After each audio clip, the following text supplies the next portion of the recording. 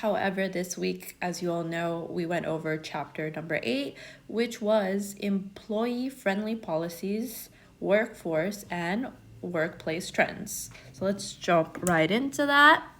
We have our overview here. So basically, the first four here I picked because they're what I truly enjoy and what makes me stay at my current position. The last one is something that I would love, and basically all of these they're relevant here because I would like to talk about them in the final paper and how I would like to implement this in the new department that I will be creating. So that's why they're all relevant here, and I'll definitely jump right into that. So, the first one that I had on there was teleworking. So, teleworking in the chapter itself was just, very basic, explaining teleworking and all. I have a picture of a little family here because, as you all know, worldwide, our birth rates are down. So I feel like this is going to be something that the government as a whole will definitely keep because they want, of course, birth rates to go up and just not go down as we have been seeing drastically. So I found this news story article here. I just took a little screenshot. So basically, it's saying how it completely changed our economy and how remote working is here to stay because of the increase in productivity. Their employees are just happier. They've seen retention within private and the public sector. There's also less congestion, which equals a better environment just as a whole. So yeah, as a whole, it was very interesting to see how the economy was changing because of teleworking and how I think that employers should prioritize it even more now that we're seeing the birth rate decline. Next, we have flex time work schedule options. So here the book just talked about like the statistics of how many full-time staff in the United States are on the flex schedule, and it's interesting to see just all those numbers there laid out. And I have a little story time here from when I was at Metrolink before COVID. So before COVID at Metrolink, every single employee at Metrolink, whether you wanted to or not, it didn't matter. You were on a flex schedule.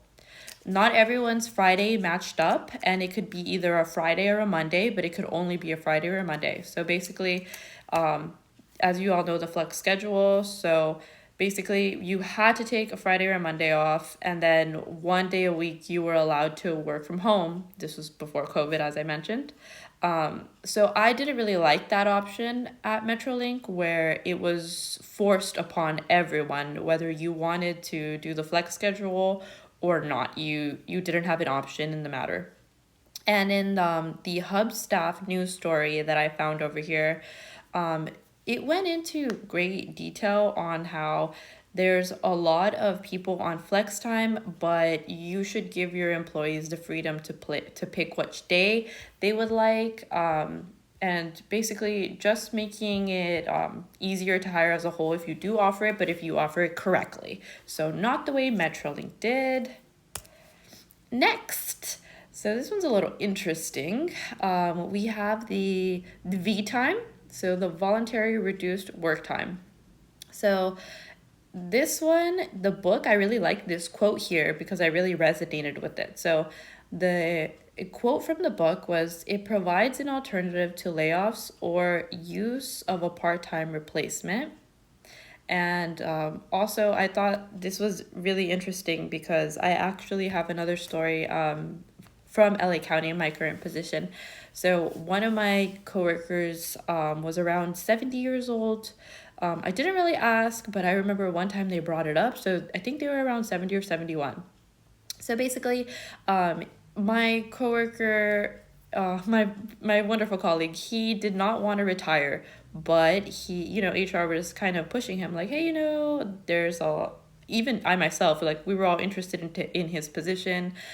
So if he wanted to go ahead and retire, now would be a good time. He could train the new person. So finally, his wife actually convinced him to retire, and he went to go ahead. He retired, but it was not easy. He was on V time for a lot of that, and that really helped him phase out into retirement. So that was really fun, and I thought this was a good tool to use that for people, especially with the longevity of government jobs. V time would be great to phase people into retirement. And I found this really great website, the Business Owner Manual Playbook. And I thought it was so interesting the way that the for profit talks about V time, the public sector. Basically, they treat V time very differently. They basically said like, oh, if you see a hit on your revenue, just optionally before you let anyone go, offer anyone V time. So they were offering people if they wanted to go from full time to part time, and just basically reduce their hours voluntarily. And if no one would volunteer, then they would just have to do it by force. So I thought that was pretty interesting there. And temporary work. So basically, the book talked about temp work as a really common thing for employers to do when they're downsizing or the government belt tightening when that occurs. I thought about it a little bit differently, just because I do have another story for this during this current time in LA County, this position. So basically, I had a wonderful colleague who could only work 6 months. And I thought it was perfect for him because he could only stay in California for another 6 months.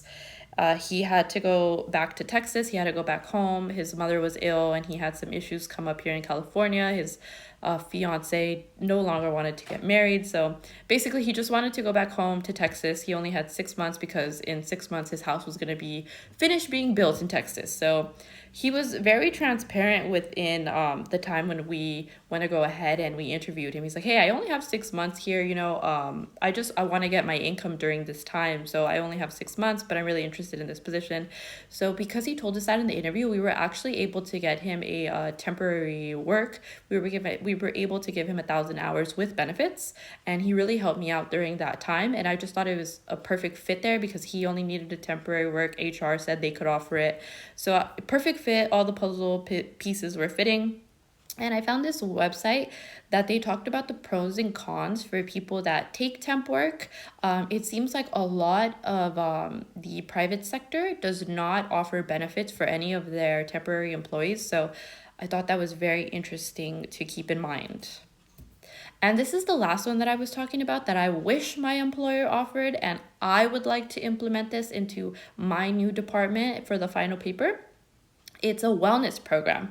And this is something that I really liked from the book. So it says, overall, studies have shown that wellness programs are successful investments in recruiting healthcare costs, in reducing healthcare costs and providing return to the employers and the employees. So basically how I see this panning out is a paid gym membership, nutritional education and counseling, and wellness fairs on campus for the employees to attend. I found this really interesting article on Blue Cross Healthcare on their website where it talked about how basically employees feel much more entitled to go to the gym when their employers are paying for it.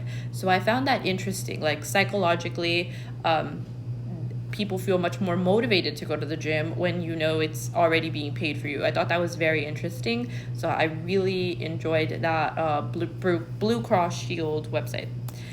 And everyone have a great weekend. If you made it this far, I just put some little minions here. I know we still have Halloween to go, but I'm really excited for Thanksgiving. So everyone have a great one.